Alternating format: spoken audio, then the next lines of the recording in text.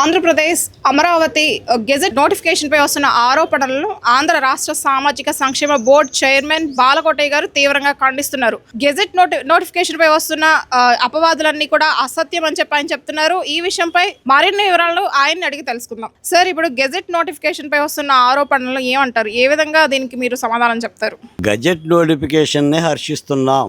Gazette notification వచ్చిందని భయపడి YCP చేస్తున్న మావిగన్ ప్రచారాన్ని వ్యతిరేకిస్తున్నాం, ఖండిస్తున్నాం. సార్, ఇప్పుడు మావిగన్ లోగుట్టు అనేది ఒకటి మొదలు పెట్టారు సార్, దానిపైన మీ స్పందన ఏంటి? నిజానికి ఏంటంటే అమరావతికి గెజెట్ నోటిఫికేషన్ జగన్మోహన్ రెడ్డి గారు రాదు అనుకున్నాం. ఎట్టి పరిస్థితుల్లో కేంద్ర ప్రభుత్వము విభజన చట్టాన్ని మార్చి అమరావతిని గుర్తిస్తూ న్యూ క్యాపిటల్ అనే పదం దగ్గర అమరావతి క్యాపిటల్ చేరుస్తారు అని ఆయన అనుకోలేదు. కానీ చంద్రబాబు నాయుడు గారి కృషితో, కూటమి పార్టీల యొక్క నాయకుల కృషితో, అమరావతి రైతుల విజ్ఞప్తి మేరకు ఆ కార్యక్రమం శీఘ్రంగా జరిగిపోయింది. లోక్సభ ఆమోదించింది, రాజ్యసభ ఆమోదించింది, రాష్ట్రపతి గెజెట్ నోటిఫికేషన్ అయ్యింది. సరే, అయితే ఇప్పుడు అమరావతి అభివృద్ధి పనులు తాత్కాలికంగా ఆపేశారని ఆరోపణలు ఉన్నాయి, నిజమేనా? ఇప్పుడు ఈ మాట చెప్పి ఆ మాట చెప్తా. ఇప్పుడు గెజెట్ నోటిఫికేషన్ పూర్తయిన తర్వాత ఇప్పుడు జగన్మోహన్ రెడ్డి గారు ఏం చేయాలి? 3 రాజధానులు అనే మాట అనలేడు. ఎందుకంటే 2019లో 24లో ఆయన 3 రాజధానులని ఎన్నికలకు వెళ్ళాడు, ఓటమి పాలయ్యాడు, ప్రజలు చేతకరించారు. మళ్ళీ 29లో ఆ మాట అనలేడు. కాబట్టి ఇప్పుడు ఏమనాలంటే మావిగన్ అని అనాలి. అంటే మచిలీపట్నం, విజయవాడ, గుంటూరు అని.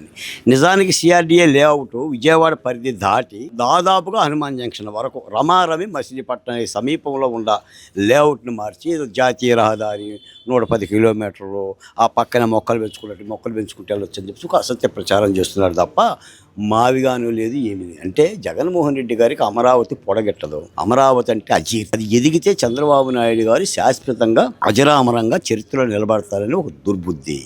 దాని కారణంగానే అమరావతి మీద ఇన్ని విషప్రయోగాలండి. మీరు 5 ఏళ్ళు చూశారు కదా. అమరావతిని జగన్మోహన్ రెడ్డి గారు వేధించిన తీరులో ప్రహ్లాదుని కూడా హిరణ్యకశిపుడు అలా వేధించి ఉండడు నాకు తెలిసి. హిరణ్యకశిపుడిని మించి అమరావతిని వేధించిన తీరు. అందుకని ఈ మావిగాన్లు, ఈ మామిడికాయలన్నీ కూడా పిచ్చి చేష్టలు.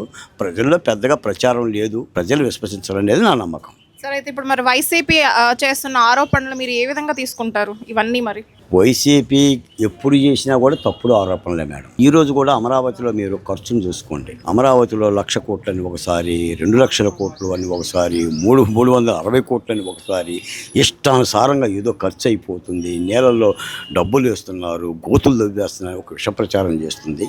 గతంలో కూడా ఇదే ప్రచారం చేసింది.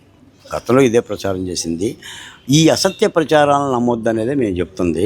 ఇప్పుడు అమరావతిలో టెండర్లు పిలిచిందే 54,000 కోట్లు, పనులు జరుగుతుంది 50,000 కోట్లు, పనివారులు వచ్చేసి దాదాపు 19,000 మంది. మీరు ఇప్పటికి అమరావతిని చూడండి. ఇప్పుడు అమరావతిలో సచివాలయం ఉంది, హైకోర్టు ఉంది, అవన్నీ కూడా ఉండి 5 ఏళ్ళు అక్కడే పరిపాలన చేసి నేను ఇక్కడే ఉన్నానని కూడా ఈ రోజున మళ్ళీ మావిగాననే ప్రచారం చేస్తున్నారు. కాబట్టి నాకు తెలిసి ఏంటంటే అభివృద్ధిని ఎలా అయితే శీఘ్రంగా ప్రతినిత్యం కాపాడుకుంటామో, శరవేగంగా చేసుకుంటామో, అమరావతి మీద ఎవరు రాళ్ళు వేసినా, వైసీపీ అవ్వచ్చు, ఎక్సెట్రా అవ్వచ్చు, ఇలాంటి నిందలు అంటే ఒక యజ్ఞం జరుగుతున్నప్పుడు ఈ ప్రమాదకరమైన సంకేతాలు ఉంటాయి. వాటి పట్ల మాత్రం అప్రమత్తంగా ప్రజలు ఉండాలి, కూటమి ప్రభుత్వం ఉండాలి, మాలాంటి వాళ్ళు ఉండాలి. తప్పనిసరిగా వాటిని ఖండించాలి. సహేతుకమైన విమర్శలు అయితే స్వీకరించడానికి మాత్రం ప్రభుత్వం సిద్ధంగా ఉంది. ఓకే, అయితే మావిగన్ అనేది విష ప్రచారం అని, ఇలా gazette notification, Amaravati gazette notification అనేది పాజిటివ్ రెస్పాన్స్ అని చెప్పి మన బాలకోటయ్య గారు అన్నారు.